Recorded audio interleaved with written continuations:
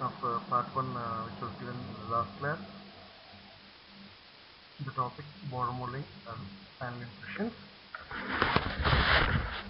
The last session we have discussed about the operator position, patient position, steps in taking the impression procedure, and the definition of the border modeling, in details about the purpose of border modeling and the methods of doing border modeling, and two techniques, that is sectional and single step, in which in the last session we have discussed the sectional border modeling done with green stick compound. In continuation of that, the second technique, single step, that is done with polyether material, is to be discussed today. So good morning everyone. Second technique is one-step border molding or single step border molding technique, which is done with polyether material. This technique basically has two advantages.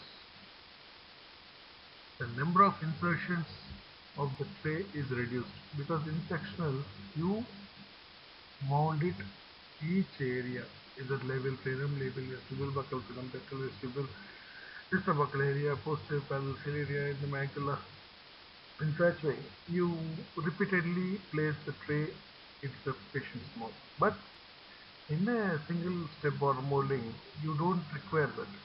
Single step, all the borders are attached to the material and you mold it in a single time. So number of insertions of the tray is reduced. Next is developing all borders simultaneously avoids propagation errors caused by a mistake in one section affecting the motor contours in another. So when doing a sectional, one section may disturb other section if you are not making it properly. That is avoided in single step border molding. The advantage of using elastomer as the material for this technique is it's simple procedure with no tempering or no heating process like you do it for the green stick compound. Second is less armamentarium is required for this procedure, and no fear of patient's discomfort from injuring with heat, because you are not going to temper anything, any material, just mixing it and adapting it and making the border molding. The disadvantage of this technique is no adherence with the tray. So as such, alternate will not have adherence with the tray, so we use what do you say, perforated trays. But in the borders, you cannot use any perforations like that to adhere the material to the tray. So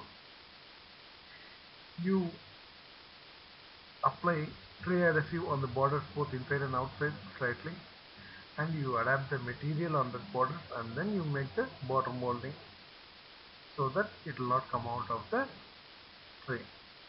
Need good support from trays. So because it definitely needs support from the trays to stay, including with the adhesive that is placed on that. So unextended trays cannot give support for this material. And third one, it is expensive material, as the elastomers are expensive.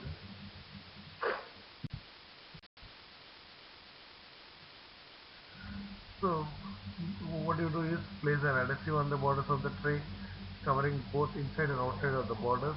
The polyether metal is mixed and introduced into plastic impression syringe. The metal is syringed around the borders, quickly pre-shaped with the to proper contours with finger motion in cold water. Place the tray in the mouth. Ensure that there is sufficient metal in the vestibule, otherwise transfer it from adjacent side. Then you border mold it. You with all the procedures, all the methods which was discussed in the last session for sectional border molding, same will be done in this also. The functional movements that is the passive movement which you are doing it, or else functional movements so that you are making with the patient. All that procedure is similar to the other technique. Same thing. Next, border molding is carried out. remove the tray when material sets. Inspect any deficiency can be corrected by adding small mix.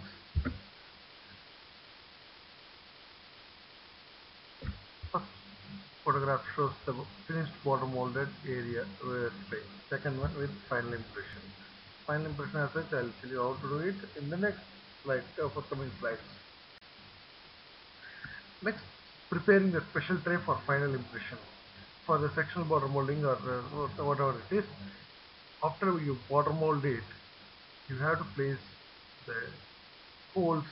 It acts as escape vents for the excess material to be removed from the tray material, or else it can also act as a relief area for in particular areas. In the maxillary, if you take, it is placed in the mid-palatal raphe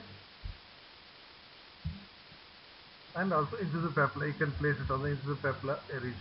And for the mandible, it comes on the crest of the alveolar ridge.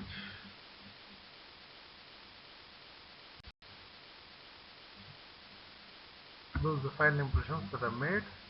And always the tissue stubs which are placed should get exposed after the final impression is made. That denotes that your pressure given during the impression is exactly correct, and also the uniform distribution of the impression material in the spacer wax that is removed after border molding. So immediately after your border molding, the spacer wax which is adapted should be removed, and you have to place the vent holes or escape vents or release holes on that particular areas of maxilla and mandible. Then it is prepared for, the tray is ready for making final impression. Now there are theories of impression making for the complete dentures based on different aspects. But based on the amount of pressure applied or used, you can classify into mucostatic impression technique, mucocompressive impression technique, and selective impression technique, selective pressure impression technique. This is one basis, based on the opening of the mouth, open mouth or closed mouth technique. Third, based on how do you manipulate it, hand manipulated or functional movement, that manipulation with functional movement. Fourth, based on the type of tray, which are adhesive impression or identical impression or whatever the impression you are making it.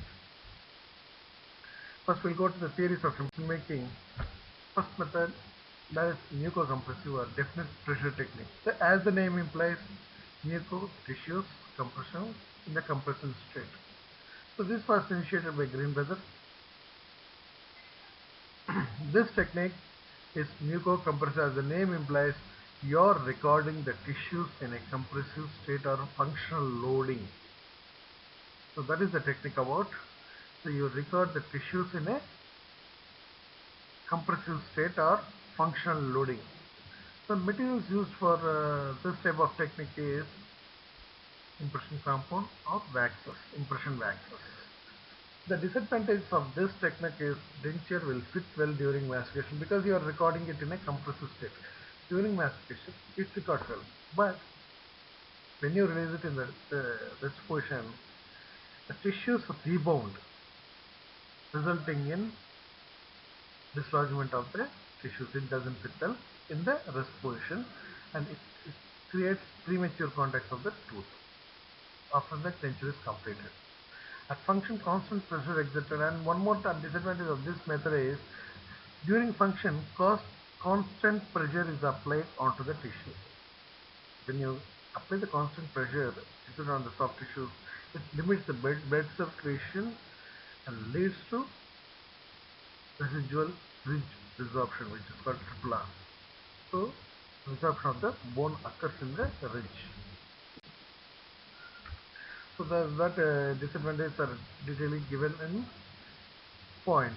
Function occlusal contacts occur only, generally this function when you get into occlusion, your teeth into occlusion is just 17.5 minutes in a day. Eating or whatever, chewing whatever the time is. Impression made with this technique does not fit well at rest, as I told already, because tissues so distorted tend to rebound. And tissues so observed will not maintain the same shape that assumed on the day of impression making. So when it gets abused, it doesn't remain in the same state after few days.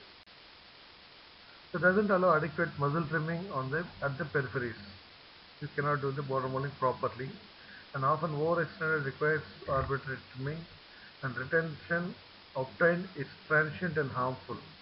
Transient means the retention is obtained only in your functional state, and when it's in a rest position, it tissue tend to rebound and it dislodges the denture.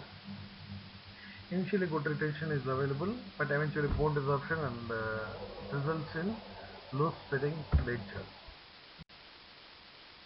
Thank you for the session, and the next two techniques will be continued in the next session. Thank you.